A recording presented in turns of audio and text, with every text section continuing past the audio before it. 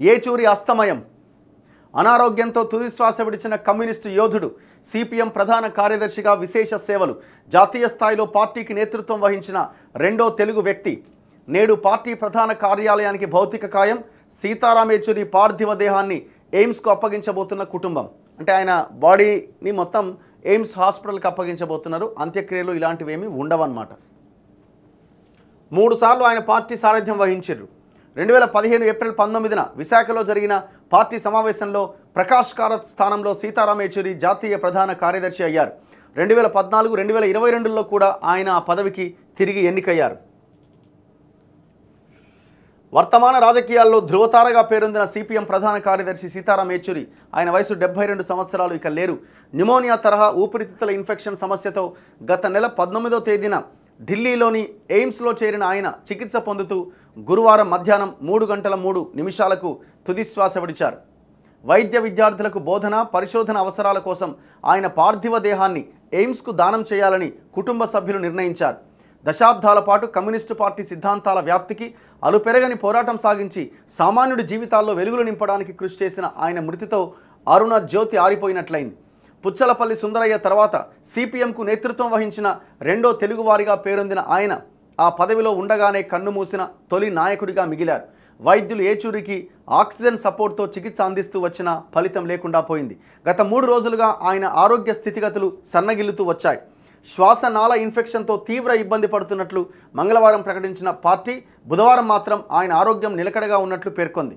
24 గంటల్లోనే పరిస్థితి మారిపోయింది. 3 సార్లు ఆయన పార్టీ సారథ్య బాధ్యతలు నిర్వర్తించారు. 2015 నుంచి 17 మధ్య 2005 నుంచి 17 మధ్య 12 సంవత్సరాల పాటు రాజ్యసభకు ఆయన సేవలందించారు. శనివారం ఆయన పార్థివ దేహాన్ని ఇక్కడి గోల్ మార్కెట్లోని సిపిఎం ప్రధాన కార్యాలయం ఏకే గోపాలన్ భవన్కు తరలించి ఉదయం 11 నుంచి మధ్యాహ్నం 3 గంటల వరకు పార్టీ శ్రేణులు, అభిమానుల సందర్శనార్థం ఉంచుతారు. ఏచూరికి భార్య, కుమార్తె, 2 కుమారులు ఉన్నారు. వీరిలో పెద్ద కుమారుడైన ఆశీష్ ఏచూరి 2021లో కరోనాతో చనిపోయినట. వార్తా పోర్టల్ ది వైర్కు సంపాదకురాలిగా ఏచూరి భార్య సీమా చిస్తీ ఉన్నారు. కుమార్తె అఖిల ఏచూరి స్కాట్లాండ్లో అధ్యాపకురాలు. సీతారాంకు తొలుత ఇంద్రాణి మజుందార్తో వివాహమైంది. సంకీర్ణాలకు తలలో నాలుక. పశ్చిమ బెంగాల్ మాజీ సీఎం బుద్ధదేవ్ భట్టాచార్యకు నివాళి అర్పిస్తూ ఆగస్టు 22వ తేదీన ఏచూరి చివరిసారిగా వీడియో సందేశాన్ని వెలువరించారు. సమావేశానికి హాజరు కాలేని పరిస్థితుల్లో వీడియో కాన్ఫరెన్స్ ద్వారా పాల్గొనడం తన దురదృష్టకరమంటూ ఆవేదన వ్యక్తం చేశారు. చెన్నైలో తెలుగు మాట్లాడే కుటుంబంలో జన్మించిన ఏచూరి 1974లో జవహర్లాల్ నెహ్రూ యూనివర్సిటీ నుంచి విద్యార్థి సంఘం నేతగా భారత విద్యార్థి సమాఖ్య ఎస్ఎఫ్ఐలో ప్రస్థానాన్ని ప్రారంభించాడు. చకచకా ఎదుగుతూ 1984లో సిపిఎం సెంట్రల్ కమిటీలో సభ్యుడయ్యారు. 1992లో పాలిట్ బ్యూరోకు ఎన్నికయ్యారు. 2015 ఏప్రిల్ 19 నుంచి పార్టీ అత్యున్నత బాధ్యతలు చేపట్టి విశేష సేవలందించారు. కాంగ్రెస్తో పొత్తు వద్దని 2018లో సిపిఎం కేంద్ర కమిటీ తిరస్కరించినప్పుడు తన పదవికి రాజీనామా చేసేందుకు ఏచూరి సిద్ధపడ్డారు. 2024 ఎన్నికల కోసం విపక్ష ఇండియా కూటమి కూర్పులో ఏచూరి కీలక పాత్ర పోషించారు. అంతకు ముందు కూడా national front, united front, UPA సంకీర్ణ ప్రభుత్వాల్లో సవాళ్లను పరిష్కరించడంలో ముఖ్య భూమిక ఆయనదే. సన్నిహితులంతా ఆయన్ని సీత అని పిలుస్తారు. విద్యార్థి నాయకుడిగా ఉన్నప్పటి నుంచి ఏచూరితో నాకు పరిచయం ఉన్నది. ఆ తర్వాత యునైటెడ్ ఫ్రంట్, యూపీఏ 1 ఏర్పాటులో కీలక పాత్ర పోషించామంటూ ఏచూరికి సిపిఐ ప్రధాన కార్యదర్శి డి రాజా నివాళి అర్పించారు.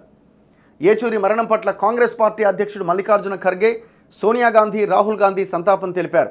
ఏచూరి సతీమణి సీమాకు ఖర్గే సంతాప లేఖ పంపారు. లౌకికవాదానికి శక్తివంతమైన ఛాంపియన్ ఏచూరి అని సోనియా నివాళి అర్పించారు.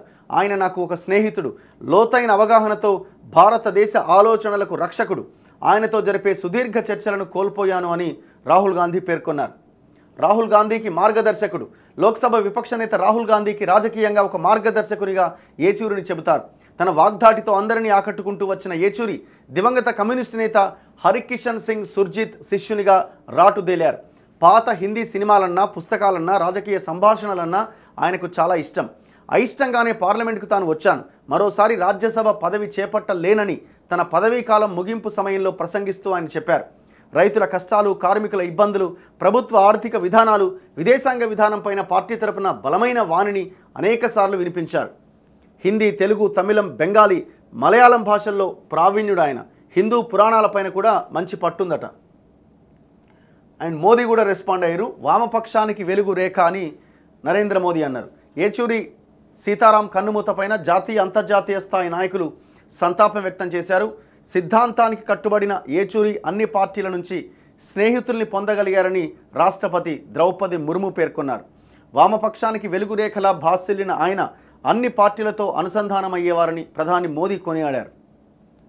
సో చివరికి ఆయన ఇక లేరు అన్న వార్త మనం వినాల్సి వచ్చింది.